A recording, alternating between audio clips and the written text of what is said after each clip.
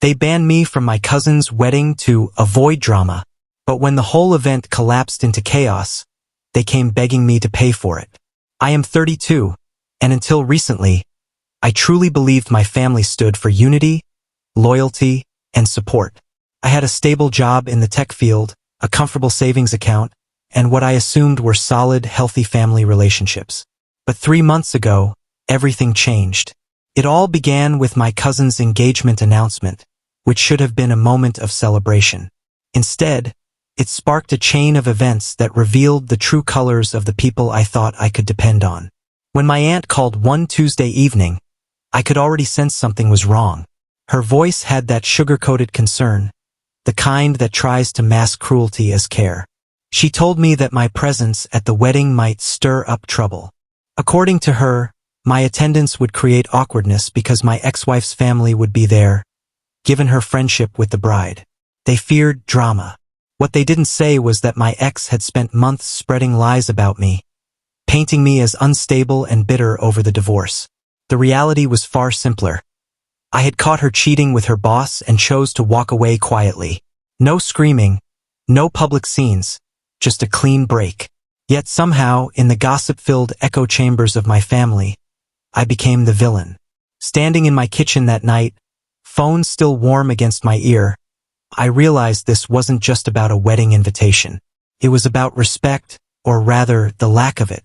It was about a family that decided to believe convenient lies without ever asking me for the truth. My cousin, the one who grew up beside me like a brother, with whom I built tree houses and shared secrets, didn't even have the courage to speak to me himself. This was the same cousin who borrowed money for his first car, a debt he never repaid, and yet I never held it against him. Now, he was willing to write me off without a second thought. In the weeks that followed, I learned just how deep the betrayal went. My uncle told me to understand that weddings are stressful. My grandmother, my rock, suggested maybe it was better this way. Even my sister, who I expected to be my ally, avoided the topic entirely. I saw it plainly. I had been cast as the family problem child, a role no one bothered to correct. Their casual cruelty was astounding, and worse, they expected me to accept it silently. So I made a decision. I wouldn't attend the wedding, but I also wouldn't stay home nursing my wounds. Instead, I redirected the money I planned for a wedding gift and a new suit into something better, a luxury vacation to Costa Rica. If my family wanted me gone for the weekend, then gone I would be, but on my own terms. While they played out their drama, I would be living my best life among beaches, sunsets, and adventure. I even posted a few subtle photos online. Nothing petty, just enough to send a clear message. I was thriving, not sulking. The calls began the day before the wedding. My aunt's number flashed across my screen as I glided through a rainforest on a zip line. Her voicemail, which I heard hours later, carried a strained tone, asking me to call back because things had come up. I ignored it. By Saturday morning, my phone was flooded with missed calls from my sister, my uncle, even my cousin himself. Each message grew more desperate. Meanwhile, I was sipping coffee on a quiet beach, feeling more at peace than I had in months.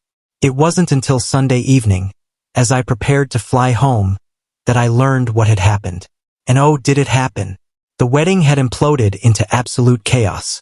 The venue lost power during the ceremony, leaving guests sweating in the summer heat. The generator failed, and the staff couldn't manage the situation. The caterers arrived 3 hours late with half the food needed, the band didn't show at all, and the photographer turned out to be a scammer who disappeared with their deposit. As if that wasn't enough, the florist delivered funeral arrangements instead of wedding bouquets, reducing the bride to tears. The chaos didn't stop there. My ex-wife's family, who had apparently been the reason for my exclusion, brought their own scandal. Her uncle got drunk, picked a fight, and the police were called. Important guests left early, and the bride spent part of the day locked in a bathroom refusing to come out. The final blow was the cake. Under the heat, the elaborate tiered dessert collapsed into a sugary pile, destroying the head table. The result? A catastrophe of epic proportions. Guests were miserable, kids were crying, Elderly relatives needed medical attention, and the couple was left facing debts that would take years to pay. And then came the calls. Not to apologize, not to make amends, but to ask me, the very person they had excluded, for money. My aunt's tearful voicemail explained they were asking family members to help cover the unexpected costs. She even reminded me of my history of generosity. The audacity was breathtaking. They had thrown me away to avoid drama, only to come crawling back when their drama escalated without me. Sitting at the airport watching planes taxi by, I felt a strange calm. For months, I wondered if maybe I was the problem. But this proved otherwise. They didn't see me as family. They saw me as a wallet, a resource, something to be used, then discarded. When I finally replied, my message was polite but firm. I thanked them for thinking of me, but pointed out the absurdity of asking for financial help from someone they deemed too problematic to invite. The reaction was immediate: anger, pleading, guilt-tripping. My aunt tried to argue that the wedding exclusion wasn't about my worth, just about avoiding problems. My sister came over with takeout, trying to butter me up. But when I asked where this family support had been when I was slandered during my divorce, she fell silent. Be the bigger person, she finally said. And that's when it hit me. I had spent my whole life being the bigger person, swallowing insults, lending money I would never see again, playing the accommodating relative. Where had that gotten me? Cast out of a family celebration and treated like an ATM. Even my cousin eventually called, his voice heavy with exhaustion. He apologized, claimed he'd been pressured, and then carefully shifted into talking about the debt. The implication was clear. I was in a position to help, so I should. I told him honestly, I was sorry his wedding had been a disaster, but actions have consequences. He couldn't have it both ways. Word spread quickly. Suddenly, family members I hadn't heard from in years were calling me selfish. My grandmother tried emotional manipulation, talking about loyalty and support. My aunt even started a group chat, painting me as cruel for refusing to help. I finally left the group with a simple statement. Anyone who thinks my presence is a problem can't expect my financial support. 6 months later, I can say this. I have no regrets. My cousin and his wife took out a loan, struggled, and hopefully learned lessons about choices and respect. My relationships have changed. Some family members barely speak to me, but the ones who do now treat me with more honesty and fairness. My sister and I even grew closer, having real conversations about boundaries. The most surprising change? My own peace of mind. That vacation to Costa Rica was the best money I've ever spent. Not just for the beauty of the trip, but for the clarity it gave me. I no longer carry the weight of pleasing everyone at my own expense. The wedding that was supposed to explode because of my presence imploded without me there at all. And the lesson was crystal clear. Sometimes, the best revenge isn't revenge at all. It's simply refusing to participate in your own mistreatment. 6 months after the disaster, my life looked strangely different than it had before. For the first time in years, I felt that I was no longer chained to the role my family had assigned me, the role of the problem or the convenient wallet. The space that had once been filled with guilt and obligation was now filled with peace. I had time to focus on myself, my work, and even new relationships without the constant buzz of family demands in the background. It was almost like shedding an old, heavy coat that I never realized I was carrying until it was finally gone. I still heard about the wedding fallout through my sister, who remained the only family member I was willing to keep close contact with. She told me how my aunt continued to paint me as a villain in every family gathering, claiming I had turned my back on them in their time of need. What made me laugh, though, was that even as she spoke ill of me, everyone could see the irony. The same aunt who had said my presence would cause drama had been left dealing with more drama than I could have ever brought. The universe had delivered its own justice, and I didn't have to lift a finger. My cousin, from what I heard, struggled to repair his marriage in the aftermath. Between the loan payments, the bitter taste left by the failed wedding, and the pressure of trying to start a life together on the wrong foot, he found himself in counseling with his new wife.